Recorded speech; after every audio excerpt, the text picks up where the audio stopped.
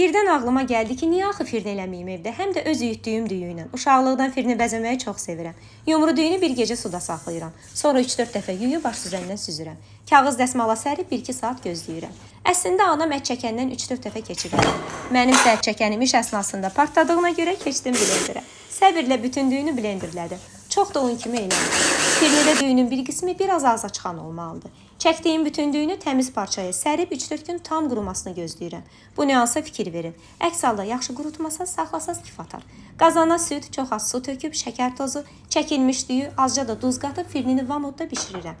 Dayanmadan qarışdırıram amma. İsti-isti yastı boşqablara çəkirəm. Naxışsız firni olmaz. Darçınsız da naxış olmaz. Bütün boşqablarımı Kentin darçını ilə bəzəyirəm. Özü də əsl Seylon darçını. Həm isti, həm də soyuq halda çox dadlıdır firni. Biz uşaq olanda anam tez-tez eləyərdi firnini. Ortancıl qardaşım və mən çox sevirdik. Ümumiyyətlə milli mətbəximizdə nə varsa çalışaq evdə eləyək ki, uşaqlarımız da mətbəximizi tanısın. Məncə bir Azərbaycanlı ana kimi bu hər birimizin borcudur. Yoxsa yeməklərimiz unudulub gedər. Bəs sizin evdə firni bişib uşaqlıqda?